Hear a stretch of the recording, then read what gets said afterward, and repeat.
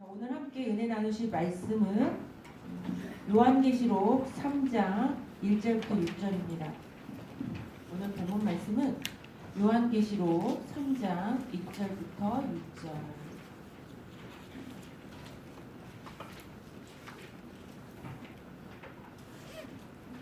요한계시록 3장 1절부터 6절까지입니다. 다 함께 봉독하시겠습니다. 시작. 사대교회의 사자에게 편지하기를 하나님의 일곱 영과 일곱 별을 가진 이가 가라사대 내가 내 행위를 아노니 내가 살았다 하는 이름은 가졌으나 죽은 자로다. 너는 일깨워 그 나무가 죽게 된 것을 굳게 하라. 내 하나님 앞에 내 행위에 온전한 것을 찾지 못하였노니 그러므로 내가 어떻게 들었는지 생각하고 지키어 회개하라. 만일 일깨지 아니하면 내가 도적같이 이르리니 어느 시에 내게 임하는지 내가 알지 못하리라. 그러나 사대에 그 옷을 더럽히지 아니한 자 몇 명이 내게 있어 흰 옷을 입고 나와 함께 다니니 그들은 합당하리라. 이기는 자는 이와 같이 흰 옷을 입을 것이요 내가 그 이름을 생명책에서 반드시 흐리지 아니하고 그 이름을 내 아버지 앞과 그 천사들 앞에서 시인하리라. 귀 있는 자는 성령이 교회들에게 하시는 말씀을 들을지어다. 아멘. 자, 그래서 오늘 말씀의 제목은 이기는 교회 5번째입니다. 이기는 교회 5번째, 살아있는 믿음을 가지라. 살아있는 믿음을 가지라. 오늘 본문 말씀은 소아시아 7교회 가운데 지금 5번째 편지인 이 사대교회를 보내는 예수님의 편지가 되겠습니다. 지금 예수님께서 소아시아 7교회 지금 계속해서 편지를 통해서 메시지를 전달하고 계시죠. 그 중에서 오늘 5번째 이 사대교회에 예수님을 보내시는 편지가 되겠습니다. 근데 이게 사대교회는 특징이 칭찬이 없어요. 칭찬이 없고 이제 책망과 회개를 촉구하는 말씀만 있습니다. 근데 이 사대는 별명이 있대요. 이 사대 지역에 있는 이제 사대 교회인데 이 사대의 별명이 그 지역의 별명이 황금의 도시래요. 황금의 도시. 그만큼 화려하고 부유한 도시에 지금 무엇이 세워진 거예요? 교회가 세워진 거예요. 그러니까 왜 여기가 사대가 이렇게 황금의 도시라는 별명이 있었냐? 무역이 발달하고 일찍부터 양털 가공업이 발달됐기 때문에 시작됐기 때문에 경제적으로 엄청난 큰 부를 축적했대요. 그래서 물질적인 굉장히 부유한 도시, 그러한 도시가 바로 사대입니다. 그런데 그 사대 황금의 도시라고 불릴 정도로 완전 물질에 풍요한 그 지역에 세워진 이 교회에 대해서 이렇게 말씀하고 계십니다. 오늘 보면 계시록 3장 1절 말씀을 보시면 예수님께서 이 사대교회 편지를 하시면서 당신을 이렇게 나타내셨어요. 하나님의 7 영과 7 별을 가지신 분으로 자신을 지금 소개하고 계십니다. 근데 7 별이라는 것은 교회의 사자를 말한다 그랬죠. 7 교회의 사자. 그러니까 교회를 지금 예수님께서 다 거니시면서 다 붙들고 계시는 거예요. 7 교회를 붙드시는 가운데 7 영을 가지신 분이라고 소개하고 있습니다. 7 영이라는 것은 요한계시록 5장 6절 말씀에 보시면 요한계시록 5장 6절 말씀에 보시면 7 눈이라고도 표현을 하시거든요. 근데 7이라는 것은 딱 숫자 7을 말하는 게 아니라 완전함을 의미하잖아요. 그러니까 눈이 7개면은 못 보는 게 있을까요, 없을까요? 천지에 지금 충만하신 예수님이 지금 사대 교회를 지금 예수님께서는 지금 7 교회를 다 붙들고 계시는 가운데에 7 교회를 다 관여하시고 다 붙들고 계시는 가운데에 그 중에서 이 사대 교회는 특별히 지금 7 눈으로 지금 그 사대 교회 모든 행위를 다 보고 계신다는 거예요. 그러니까 잘못 판단하거나 아유 몰라서 그러세요. 이게 아니라 다 구석구석을 지금 그 교회 모든 성도들을 모든 행사와 모든 기관과 모든 교구 모든 곳을 그냥 구석구석을 지금 다 살피고 감찰하시는 그 예수님 얼마나 두려워요? 예수님의 그 눈앞 7 눈앞에 우리가 감출 수 있는 사람이 있을까요? 없죠. 그러니까 다 드러나는 거예요. 그걸 다 보시고서 지금 이렇게 말씀하십니다. 참 무서운 말씀인데 내가 네 행위를 안다. 이거 정확한 말씀이겠죠. 근데 무엇이라고 말씀하셨어요? 네가 살았다는 이름은 가졌으나 죽은 자다. 그러니까 지금 4대 교회는요, 그 교회의 이름이, 명성이, 야, 저 교회는, 야, 땅도 그냥 6만 평이고, 저기는 그냥 엄청 부유하고 빚도 없고 그냥. 4대라는 지역이 부자 동네잖아요. 야, 저 교회는 그냥 엄청 성도들도 열심히 하고, 그러니까 명성이 자자한 거야. 이름이 나 있어요. 엄청나게 생명력 있는 교회로. 근데 살았다는 이름을 분명히 가졌다 그랬죠?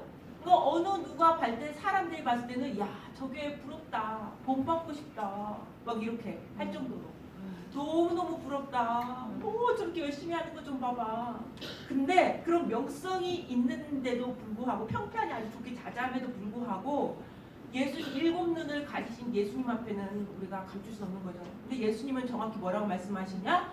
죽었다. 죽은 자다라고 말씀하고 계십니다. 이름은 나 있고 겉으로는 열심히 하는 거 보이고 열심히 하는 것처럼 보이고 충성하는 것처럼 보인다 할지라도 예수님께서는 너 영적으로는 실상 영적으로는 생명력이 없어 라고 지금 말씀하시는 거예요. 얼마나 무서운 말씀입니까? 책망입니까? 근데 여기에서는 죽은 자로다 이게요 완료형이 아니에요. 이미 너 죽어버렸어 끝났어 이런 의미가 아니라 이게 이제 원어적으로 다시 살펴보면 현재형으로 진행되어 있어요. 그러니까 지금 현재 어떻게 되고 있는 거예요? 죽어가고 있는데 그냥 서서히 죽어가는 게 아니라 이게 원문을 보면은 영적으로 급속하게 죽어가고 있는 상태. 하고 곧 있으면 어떻게 되는 거예요? 이제 완전 죽어버리는. 그러니까 지금 사실은 예수님께서 너 죽었어 하지만 진짜 지금 다 목숨이 끊어졌다는 의미가 아니라 지금 너 급속도로 죽어가고 있어. 얼마 남지 않아서 너의 생명력이 지금 이 말씀인 거예요. 그러시면서 이거를 그냥 내버려 두시면 안 되잖아요. 그 목숨 붙어 있을 때 어떻게 해야 돼요? 빨리 심폐소생술을 하든지 빨리 살려야 되잖아요. 그러니까 예수님께서 그래서 주신 이 사대교회 이 편지를 쓰신 거예요. 지금 아직 목숨이 남아있을 때, 숨이 남아있을 때 완전 끊어지기 전에 자 그러면 왜 이렇게 이 사대교회가 이런 지경이 되었을까?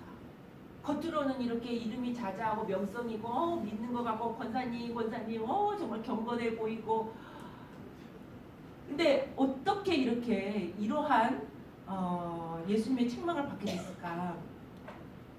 원로 목사님께서는 이 말씀을 주실 때 이렇게 말씀하셨어요. 이 교회가 하나님의 뜻과 상관없이 일락에 빠져 있었다라고 말씀하셨어요. 일락에 빠져 있었다. 일락이라는 것은 편안함과 쾌락을 말하는 거거든요. 그러니까 이제 편안해진 거예요, 신앙생활. 사실 이제 우리도 이탈주가 막 싸움이 이게 길어지고 어느 정도 이 안에서 편안하게 좀 신앙생활을 나름대로 할 수 있다 보니까 저절로 좀 편안해진 것도 있는데 자칫 잘못하면 그 편안함이 뜻을 위해서 더 달려가는 걸음이 돼야 되는데 그 편안함 때문에 내가 더 게으러지고 나태해지고 안일하게 될 수 있는 거죠. 그리고 굉장히 부유한 지역이었기 때문에 쾌락을 쫓고 즐거운 거, 그죠? 먹고 마시고 노아시대에 왜 심판을 당했습니까? 먹고 마시는 게 뭐가 문제예요? 그죠? 우리 이 땅에서 다 먹어야 되고 마셔야 되고 근데 그게 목적이 돼서 사는 시대였기 때문에 노아시대 심판을 하신 거거든요. 그러니까 분명 우리도 신앙생활을 하고 4대 교회도 물론 먹는 거 필요하고 입는 거 필요하고 다 필요한데 하나님의 뜻과 상관없이 어느 순간 편안해진 가운데 뜻과 상관없이 일락을 쫓고 쾌락을 쫓고 즐거운 것 쫓고 재밌는 것 쫓고 하나님의 뜻과 상관없이 자꾸 이 세상 쪽으로 이렇게 믿음 생활이 이렇게 해이해진 거죠. 여기 보면 그래서 같이 제시해 주셨던 성경 구절이 디모데전서 5장 6절 말씀이었어요. 디모데전서 5장 6절 말씀에 제가 대신 읽어드리겠습니다. 일락을 좋아하는 이는 살았으나 죽었느니라. 그러니까 일락을 좋아하면요 살았으나 죽은 자가 돼요. 그러니까 이 4대 교회 문제점이 뭐냐? 단순히 뭐 행동하지 않는 교회 이런 의미가 아니라 일락이 좋아 쾌락을 쫓고 즐거운 것 쫓고 맛있는 거 듣고 뭐 맛있는 거 먹지 말라는 게 아니라, 그죠? 이랬기 때문에 죽은 자다. 그러면서 원롱사님께서 또 한 가지 말씀하신 것은 사치하지 말라고 또 추가로 말씀을 주셨어요. 수수하게 사는 것이 좋습니다. 그러니까 이제 사실은 이 사대교회가 아마도 우리가 추론할 건데, 교회가 처음 세워졌을 때부터 이렇게 일락을 좋아하고 세상과 짝하고 이랬을까요? 아니었겠죠. 처음에는 안 그랬을 거예요. 이 교회가 딱 세워졌을 때 얼마나 뜨겁게, 얼마나 말씀을 사모하고, 얼마나 간절히 예배를 사모하고 이렇게 신앙생활을 했겠죠. 근데 이제 시간이 길어지고 교회가 안정화가 되고 점점점 이렇게 편안해지고, 그러면서 점점점 세상의 눈이 돌아가고 이러면서 일락을 쫓게 된 거거든요. 그래서 여기는 얼마든지 사치할 수가 있는 거예요. 왜냐하면 어느 정도 부유하기 때문에, 부유한 지역이기 때문에. 그래서 사치하지 말라고 하시면서 베드로전서 3장 3절에서 4절 말씀을 주셨습니다. 베드로전서 3장 3절에서 4절 제가 읽어드리겠습니다. 너희 단장은 머리를 꾸미고 금을 차고 아름다운 옷을 입는 외모로 하지 말고 오직 마음에 숨은 사람을 온유하고 안정한 심령에 썩지 아니할 것으로 하라. 이는 하나님 앞에 값진 것이라.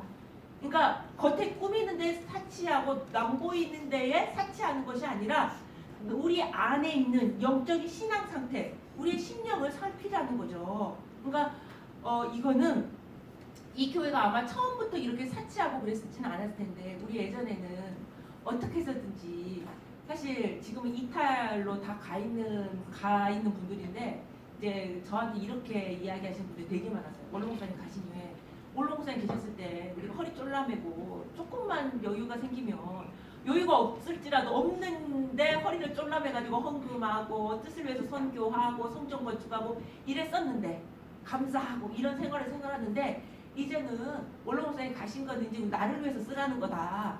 그래서 이제 그동안 못 먹었다가 실컷 먹고 못 입었다가 입어야 된다고 뭐 그렇게. 근데 이분이 뭐 새신자가 아니에요. 3, 40년, 50년 되신 분들이에요.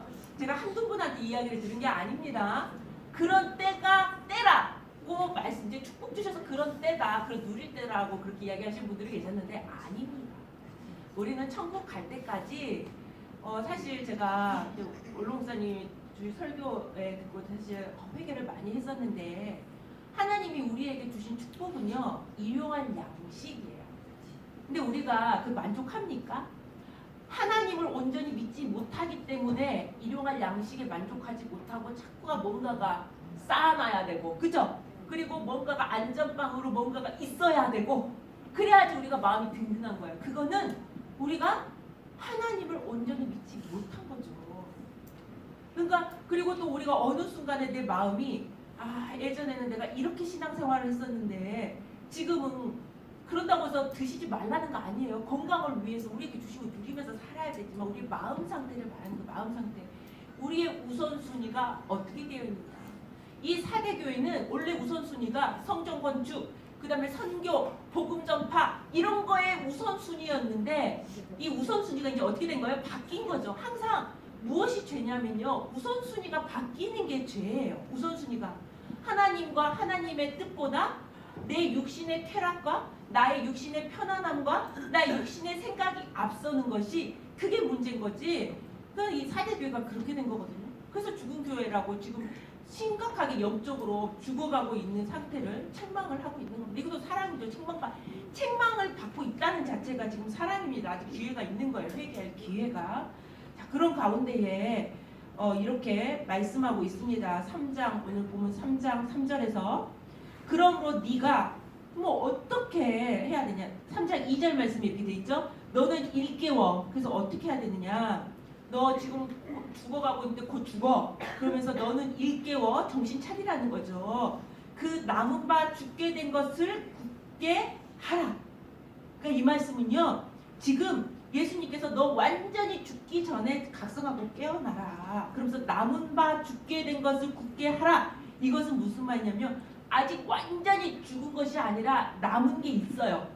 신앙의 불씨가 완전히 다 꺼졌으면 이미 죽었죠. 그러니까 영적으로 아직 남아있는데 그거 꺼지면 큰일 나. 그거 붙들고서 그 신앙 다시 한번 너 다시 한번 깊게 붙들어서 다시 한번 그 신앙의 불씨를 활활 타오르게 해라 라고 지금 말씀하고 있는 거예요. 그러시면서 하신 말씀이 내 행위에 온전한 것을 찾지 못했다. 우리가 하나님 앞에 온전할 수 없어요. 하나님은요, 하나님의 때로는 하나님의 온전하신 같이 우리도 온전하라. 그럼 우리가 노력하면 하나님처럼 온전해질 수 있습니까? 그거는 그 세계에 갔을 때 하나님께서 순식간에 우리를 신령한 상태로 변화시켜 주셔서 하나님이 해주실 일이지 내 힘과 노력으로 우리 하나님처럼 온전한 자가 될 수가 없습니다. 온전히 거룩한 자가. 근데 여기서 성경에서는 뭐 아브라함한테도 말씀하셨고 성경에서 말씀하시는 온전이라는 것은요, 어떻게 생각하셔야 되냐면요, 늘 하나님을 바라보면서 장성한 분량까지, 예수님을 바라보면서 장성한 분량까지 나아가기 위해서 힘쓰고 애쓰는 그 발버둥을 말하는 거예요. 애쓰는 그 수고. 근데 여기에서 이 사대 교회는 현재 상태에 안일해진 거예요. 이만하면 됐지. 내가 이만하면 말씀도 많이 깨닫고 하나님도 깨닫고 아버지도 깨닫고 이만하면 됐지 뭐 내가 이만하면 내가 말씀 다 알았고 이 정도 내가 열심히 했으면 됐고 뭐 내 나이가 뭐 이제 이 정도 됐는데 이 정도 이제 이렇게 하면 되지. 이게 바로 아니라는 거고 이것이 바로 죽어가는 거고, 여기 하지만 성경에서 온전한 상태로 나아가라는 것은 우리가 천국에 들어가는 순간까지, 마지막 호흡을 마치는 순간까지 날마다 예수님을 바라보면서 어떻게 해야 되는 거예요? 달려가야 되는 거예요. 늘 신앙에 전진이 있어야 되는 거예요. 내가 이렇게 하면 안 되는데 오늘 말씀을 들었더니 내가 이게 부족하구나. 내가 이렇게 해야 되는구나. 하나님이 이렇게 말씀하시는데 하나님 저 이게 해결되지 않아요. 왜 이렇게 미워하는 마음이 해결되지 않아요. 막 이렇게 하나님 앞에 발버둥 치고 매달리고 간절하고 애쓰고 이게 온전한 거예요. 온전한 거. 하나님 원하시는 온전함은 바로 하나님을 바라보면서 날마다 신앙의 전진을 이루는 거, 예수님의 장성한 분량까지 나아가기 위해서 힘쓰고 애쓰는 거, 그 상태가 지금 없다는 거예요. 사대교회는 너무 안일해져 있다는 거예요. 멈춰 있다는 거예요. 그렇게 되면 어떻게 되느냐, 3절에 보니까 그러면 그걸 해결하기 위해서 방법을 알려주십니다. 네가 어떻게 받았으며 어떻게 들었는지 먼저 생각해라. 이거는 사대교회가 처음 복음을 영접했을 때, 말씀 받았을 때 네가 그 얼마나 말씀 받았을 때 그 즐겁고 기쁘고 열정적이고 순수했던 그 신앙을 다시 한번 생각해봐라. 그걸 너희가 회복해야 된다라고 말씀하시면서 즉시 회개하고 돌이켜서 그때 신앙으로 돌아가라라고 지금 말씀하고 있는 것입니다. 그러니까 사대교회가 처음부터 이런 신앙이 아니었다는 거죠. 원래 뜨겁고 열정적이고 순수한 그런 신앙, 하나님의 뜻, 그랬을 때는요, 막 우리가 하나님의 뜻 앞에 내가 집중해서 달려가면요, 이거 다 경험을 해보셨을 것 같아요. 세상적인 것이 눈에 보입니까? 안 보입니까? 안 보여요. 그리고 재미도 없어요. 즐겁지도 않고. 근데 내가 세상으로 빠져 있으면요, 그렇게 세상이 재밌을 수가 없어. 그렇게 예배 드리는 건 지겹고 힘들고 말씀 듣는 거는. 이거는 지금 자신의 신앙 상태를 체크해 볼 수 있다니까요. 근데 내가 정말 여기에 집중하고 있으면 재미가 없어요. 세상적인 게. 또 명품백 들면 이것이 뭐 즐겁나요? 만족한가요? 그러니까 내 마음 상태가 지금 어떤 상태인지 한번 체크를 해볼 수 있다는 거죠. 근데 책망을 받고 있다는 자체는 좀 축복이에요. 기회가 있는 거죠. 기회가. 자, 그러시면서 하시는 말씀이 회개하라 그랬죠? 근데 만약에 이렇게 책망했는데도 불구하고 회개하지 않으면, 회개는요 기회를 한없이 주시는 게 아니에요. 기회가 있죠. 우리 다 아시잖아요. 그래서 너가 만약에 끝까지 회개하지 않고 그 신앙의 모습을 회복하지 못하면 어떻게 되느냐? 죽은 자의 신앙의 모습을 계속 하고 있으면 돌연히 임할 심판을 피할 수 없다. 언제 우리 주님이 심판할지 모른다. 근데 그걸 알게 심판하시는 거예요? 돌연히 갑자기 그 심판이 임한다는 거예요. 그러기 전에 정신 차리고 깨어서 각성하고 그 신앙을 회복하라 라고 말씀하시는 거죠. 자, 근데 우리가 이렇게 말씀하시면서 올롱스에 주셨던 말씀이 뭐냐면, 창세기 27장에 보시면 1절부터 7절 말씀을 보시면 이삭에 대한 얘기가 나와요. 근데 이삭이 약속의 자식이잖아요. 아브라함의 약속의 자식이고 늘 말씀을 묵상했고 기도 생활했고 그러다가 아내도 맞았고 굉장히 경건 생활을 했죠. 근데 우리도 다 경험을 해보지만 신앙생활을 열심히 하지만 항상 뜨겁고 항상 은혜가 넘칩니까? 항상 경건합니까? 순간 한눈 팔 때가 있어요. 그렇죠. 근데 그 순간마다 또 말씀으로 다시 한번 여러 가지 환경의 사건으로 정신 차리게 되잖아요. 일깨워 주는데 이삭도 마찬가지였어요. 이삭이 27장 1절에 보면요. 나이 많아 눈이 어두웠다 그랬어요. 그것은 이 이삭의 신앙적인 영적인 상태가 나이 들어서 어떻게 됐다는 거예요? 어두워졌다는 거예요. 영안이 어두워졌다는 거예요. 그래서 하나님의 뜻을 잘 분별하지 못하게 됐어요. 나이 들어서. 그렇게 됐는데 근데 그래서 이삭이 어떻게 했느냐? 고기를 너무 좋아해요. 그래서 큰아들 이삭이 에서가 주는 사냥에다 갖다 주는 그 고기를 보면 그렇게 즐겁고 맛있고 그 별미를 즐겼던 거예요. 너무 좋아했던 거예요, 그거를. 그래서 보면 여기 4절에 27장 4절에 보시면 즐기는 별미라고 되어 있어요. 별미. 그러니까 별미를 고기를 늘 뭐 했다는 거예요? 즐겼다는 거예요. 너무 좋아한 거예요. 너무 좋아요. 그래서 그 즐기는 별미를 통해서 장대 축복을 해주려고 했던 거죠. 그러니까 이렇게 이삭마저도 순간 한눈 팔 때가 있었던 거예요. 영적으로 이게 눈이 어두워질 때가 있었다는 거죠. 하지만 아예 눈이 어두워진 건 아니에요. 이때 하나터면 하나님의 섭리를 거스르고 야곱이 장자잖아요. 근데 이삭도 알죠. 근데 그게 이제 분명히 아내가 뱃속에서 이삭이 아내가 리브가가 뱃속에서 에사하고 야곱의 꿈을 꾸었을 때 남편한테 이야기 안 했을까요? 다 이야기했겠죠. 근데 어떻게 했을까요? 점점 이삭이 막 사냥해 준 고기를 즐기고 이쁘고 장자고 그러니까 그게 하나님의 섭리가 눈이 어두워져서 가리워지고 순간에 그냥 하마터면 에서에게 이 장자의 축복을 줄 뻔했는데 하나님의 강권적인 섭리로 야곱이 장자의 축복을 받았잖아요. 하나님의 섭리 가운데. 근데 이거를 나중에 이삭이 깨닫습니다. 그쵸? 그래서 나중에 깨닫고 부지 중에 자기가 축복을 했지만 알고 축복을 한 게 아니라 하나님의 섭리 가운데 야곱에게 축복을 했고 나중에 그걸 깨닫고서 얼마나 두려운지 내가 하마터면 하나님의 이 구속 섭리를 거스리는 하나님의 뜻을 거스리는 건 사단이에요. 사단이 될 뻔했구나. 얼마나 무서웠을까. 그래서 막 떨었던 거거든요. 하나님의 은혜로 정신 차리게 한 거죠. 그리고 나만 모든 축복을 야곱에게만 하고 에서가 왔을 때는 장자 축복도 안 주잖아요. 나중에 깨달은 거죠. 이삭마저도 이렇게 한눈 팔 때가 있었다는 사실이에요. 그리고 눈이 어두워질 때가 있었다는 사실이에요. 그럼에도 불구하고 원로 목사님께서 이삭에 대해서 뭐라고 말씀하시냐면 회개의 영이 있었기 때문에 회개했다고 했어요. 그러니까 아직 회개의 기회가 있었던 거죠.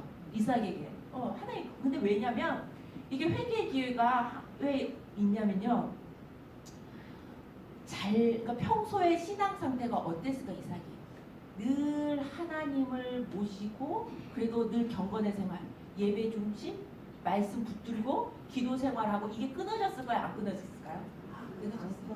아마도 그죠? 나이가 들어서도 이런 생활이 끊임없이 꾸준하게 경건의 생활이 있었기 때문에 하나님께서 그 순간 주권적으로 역사하시고 회개시켜 주신 거지. 그 회개의 영이 남아있었고 회개시켜 주신 거지. 이삭이 진짜 생활이 편안해졌다고 해서 예배 생활 안 하고 말씀 상고 안 하고 기도 생활 안 하면 이런 기회가 있었을까요? 그래도 그러한 신앙임에도 불구하고 그 마음 중심에는 하나님이 계셨고 말씀이 있었기 때문에 하나님께서 회개할 기회를 주셨고 돌이킬 기회를 주셨고 그래서 하나님의 섭리를 가로막는 자가 아니라 그 뜻 가운데 동참하는 그런 믿음의 약속의 자식이 되었습니다. 그러니까 오늘날 우리에게 이 말씀을 통해서 하나님이 우리에게 주신 건강, 물질, 우리에게 주신 모든 달란트는요. 우리가 이 땅에서 잘 먹고 잘 살아라고 주신 게 아니에요. 어떤 사람은 건강을 주신 분이 있고요. 어떤 사람은요. 물질에 보고 주신 분이 있고요. 그런 분들은 다 어떤 사람은 예쁜 얼굴을 주신 것도 있어요. 그거 시기하실 필요 없어요. 그 사람한테서 그 예쁜 얼굴로 하나님 앞에 영광 돌리면 돼요. 그걸로 전도하고 그죠? 그러니까 자기 나에게 주신 모든 것을 다 하나님을 위해서 우리가 힘쓰고 애쓰고 해서 드려야 되는데 자칫 잘못하면 어떻게 되는 거예요? 편안하게 안일주의로 그리고 세상을 즐기고 세상을 짝하는 것을 우리가 잘못하면 4대 교회처럼 빠질 수가 있다는 사실이에요. 그런 것을 저희들이 이게 언제까지 우리가 이렇게 갈 때 한없이 이러한 회개 기회가 있는 게 아니라 오늘 4대 교회를 책망하신 하나님이 우리를 책망하실 줄로 믿습니다. 다시 한번 나 자신을 돌아보면서 내가 혹시 하나님의 뜻보다 더 붙들고 있었던 거 있는가? 더 즐거워하는 별미가 있었나? 어떤 사람은 세상에 어디 등산이 더 즐거운 별미가 될 수가 있고, 먹는 게 더 즐거운 별미가 될 수가 있고, 어떤 거는 하나님의 말씀의 뜻보다 손주가 더 즐거운 별미가 될 수가 있고, 다 달라요, 그죠? 하나님보다 더 내가 우선시하고 있지는 않았는가? 아니면 또 내 신앙이 이만 하면 됐지 하고 안일주의에 빠져 있지는 않는가? 한번 생각을 해봐야 됩니다. 사실 우리 교회에서 지금 가장 우리 교육자들도 지금 계속 회의를 하면서 예배가 회복이 되면 이 모든 것 법적인 문제, 이 모든 것은 다 해결이 돼요. 먼저 예배가 회복이 되고 예배가 질서가 잡히면 모든 것은 하나님의 역사로 다 해결이 됩니다. 근데 이제 예배가 지금 이렇게 다시 뜨거운 예배가 되지 않는 거에 대해서 사실 저도 제 자신이 이걸 어떻게 해야 말씀을 잘 전해서 성도들의 마음을 뜨겁게 하고 어떻게 해서 해야 찬양을 잘 우리 성도들 해서 뜨겁게 할까 이제 늘 이렇게만 생각을 했었는데 다시 한번 이제 오늘 유종훈 목사님 말씀을 통해서 제가 무엇을 생각해봤냐면 우리 자신의 마음가짐이 좀 바뀌어야 되겠다. 사실은 우리는요 받는 거를 너무 좋아해요. 그래서 저부터도 예배 드리려면서 오늘은 주시는 은혜가 뭐가 있을까? 은혜 받으러 가는 거예요. 뭔가가 하나님 내가 지금 이 상황이 힘든데 뭔가 기도 제목이 있는데 이거 내가 응답받아야 되겠는데 하나님 오늘 또 응답받게 해주세요. 은혜 받게 해주세요. 내 마음이 말랐는데 은혜 이런 심정으로 저도 어느 순간 예배를 드리러 올라가고 있더라고요. 근데 예배는요 드리는 거잖아요. 드리는 거예요. 예배는 드리러 가는 거예요. 누구를? 나를 드리러 가는 거예요. 그러니까 오늘 어느 누가 말씀을 주시든 오늘 준비 찬양이 어떤 찬양이 나오든 상관없이 그건 두 번째, 세 번째예요. 첫 번째는 나를 바치러 가는 거예요. 그래서 우리가 모리아 선전이잖아요. 그 계단으로 올라갈 때 어떤 심정으로 올라가야 돼요? 아브라함 이삭을 바치는 심정으로 번제단에. 그러니까 그런 심정으로 나 자신을 하나님 앞에 온전히 드리는 하나님 감사합니다. 감사를 바치고 하나님 나의 헌신과 충성을 바치겠습니다. 나의 모든 것을 바치겠습니다. 나를 받아 주시옵소서. 이런 심정으로 우리가 예배를 드리러 가야 되는 거예요. 근데 우리가 그렇게 되면 그런 마음으로 우리가 예배를 드리면 은혜를 못 받을까요? 예배가 엄청 뜨거울 것 같아요. 근데 그래서 그 자리가 완전히 뜨거워지고 날로 숫자가 다 더해지고 부흥하고 그러면 이 교회의 문제는 저절로 하나님께서 축복해 주시고 강권적으로 역사해 주셔서 해결이 되고 우리 가정 문제도 저절로 해결이 되고 하나님 가장 기뻐하시는 게 예배이기 때문에 우리의 마음가짐이 다시 한번 예전에 처음 말씀 받았을 때 우리 하나님께서 지금 임재하셔서 우리 하나님 보러 예배는 하나님 보러 가는 거잖아요. 하나님 만나러 가는 심정으로 내가 하나님을 만나서 하나님 앞에 나를 드리고 하나님 앞에 내가 감사와 충성과 헌신을 드린다는 마음으로 예배를 드려야 되는 거죠. 그러니까 우리의 삶이 다시 한번 처음 말씀 받았을 때 그 뜨거움과 순수함으로 돌아가야 되는 거죠. 근데 그게 억지로 안 되죠. 억지로 안 돼요. 하지만 이거를 다시 한번 그때를 생각하고 돌이키고 회개하고 너 남아있는 그 아직 꺼지지 않는 그 신앙을 굳게 붙들으라고 지금 말씀하셨습니다. 그러시면서 여기 보면은 3장 4절에 보면 그 사대교회도요 완전히 다 그렇게 죽은 신앙만 갖고 있는 게 아니었어요.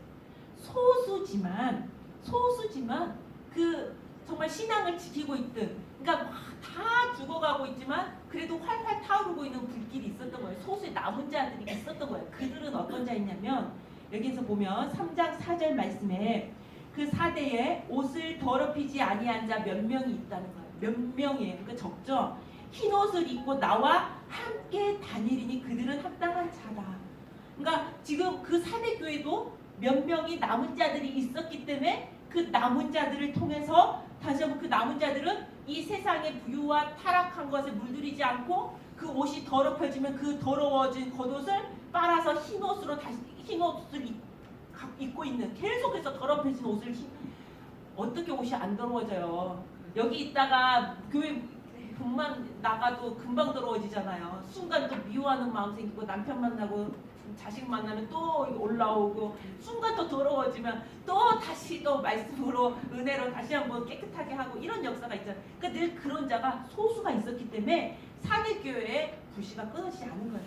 그러시면서 하신 말씀이 그들은 어떤 자다? 이기는 자다. 그들은 흰옷을 입을 것이고 생명책에서 흐리지 않고 하나님 아버지 아빠 천사들 앞에서 그 이름을 시인하고 그 생명책의 이름이 기록돼서 천국에 반드시 들어가게 된다라는 말씀인 거죠. 그러면 이 흰옷이라는 건 뭐냐? 그 계시록 7장에 보시면 계시록 7장에 보면 누가 등장하냐면요. 손에 종려나무 가지를 들고서 이 종려나무는 승리를 상징하잖아요. 흰옷을 입고 있는 큰 무리들이 등장을 합니다. 계시록 7장에. 근데 그 흰옷을 입은 큰 무리들이 어떤 자들인가 봤더니 4절에 보니까 4절인가요? 그 보면은 이들이 어떤 자냐면은 예수 어린 양의 피에 그 옷을 씻어 희귀한 자. 그러니까 이들의 옷이 그냥 항상 하얀 것이 아니라 날마다 순간순간 계속 더럽혀져 있다는 것은 어쩔 수가 없어요. 한두 팔게 되고. 그렇지만 어린 양의 피로 씻어서 날마다 깨끗하게 한 자들. 그런 자들은 이 신앙이 죽은 신앙이 아니라 살아있는 신앙이라고 인정을 해주시고 그 살아있는 신앙을 통해서 다시 한번 사대교회의 불길이 타오르게 하시고 그 남은 자들을 통해서 다시 한번 하나님께서 뜻을 이루시겠다라고 지금 말씀하고 있는 것입니다. 이 자리에 계시는 우리 권사님들, 우리 성도님들은 지금 이 사대교회에 남아있는 불씨, 이 남은 자가 된 줄로 믿습니다. 그러니까 우리는 어떻게 해야 되는 거예요? 어린 양의 피에 우리의 옷을 씻어서 회개하고 세상에 빠지지 아니하고 날마다 하나님 중심, 말씀 중심, 우리 무엇이든지 나에게 있으면 그걸 다 하나님 앞에 드리고 헌신하고 하나님 앞에 바쳐드릴 그런 마음 중심. 그러면 하나님이 우리 뭐 가난하게 살고 너는 굶어라 이건 하나님 뜻을 위해서 사용해라 이런 의미가 아니잖아요. 하나님 중심을 보시는 거잖아요. 그래서 반드시 여기에 계시는 분들이 남은 자가 되시고 우리를 통해서 다시 한번 이 평강제교회 모든 예배의 모든 이 은혜가 차고 넘치고 가득가득 차고 이 사대교회가 죽어가는 것처럼 보이지만 활활 살아나는 다시 한번 그래서 하나님 앞에 칭찬받는 교회가 될 줄로 믿습니다. 성경 한번 찾고 마칠 텐데요. 이제 고린도후서 6장 9절 말씀에 보면 이 사대교회하고 정반대인 교회가 정반대인 모습을 하고 있는 성도들이 등장하고 있습니다. 고린도후서 6장 9절 한번 보시면요. 사대교회는 겉으로는 믿음 좋고 경건해 보이고 살아있는 것처럼 보이는 정말 명성 있는 이름을 가졌지만 실상은 영적으로 죽어가고 있었고 그와 반대된 신앙의 모습을 보여주고 있습니다. 고린도후서 6장 9절 찾으셨나요? 자, 함께 읽어보겠습니다. 시작. 죽은 자 같으나 보라 우리가 살고 징계를 받은 자 같으나 죽임을 당하지 아니하고 아멘. 죽은 자 같대. 어느 누가 봐도 야 저 사람은 저 환난 당해가지고 죽었네 끝났네. 저 평강제 교회 이렇게 야 끝나. 사실 우리 교회 끝났다라고 이야기할 주변에 많은 교계에서 그런 이야기를 했었어요. 교회 처음에 이렇게 갈라지고 막 이럴 때 이제 끝났다고 그랬어요. 근데 끝났습니까? 죽은 자 같은데 우리는 어떻게 된 자들이에요? 살고. 그러니까 우리는 도리어 명성만 차차하고 죽은 교회가 아니라 지금 현재 모습은 어느 누가 봐도 야, 저 교회 맨날 저렇게 아직까지도 이탈들하고 싸우고 있고 이 안에 아직도 해결해야 될 문제들이 너무나도 많고 이럼에도 불구하고 또 우리의 가정들 많은 질병과 또 사업이 풍지박산난 가정이 있을 수도 있고요. 여러 가지 사건 사고가 많은 가정들이 있어요. 우리의 가정을 어느 누가 야 저 가정 끝났네. 저 자녀 끝났네. 저 사업장 끝났네. 죽었네. 이렇게 한다 할지라도 하나님이 보실 때는 다 사람들이 죽었다 끝났다 할지라도 하나님 보셨을 때는 살고 살았다라고 인정을 받는 우리 모든 권사님들과 가정과 사업장 교회가 되기를 간절히 소원하겠습니다. 그러면 반드시 하나님께서 다 회복시켜 주시고 살려주는 역사가 있을 줄로 믿습니다. 아멘. 자, 기도 제목 나누고 기도하겠습니다.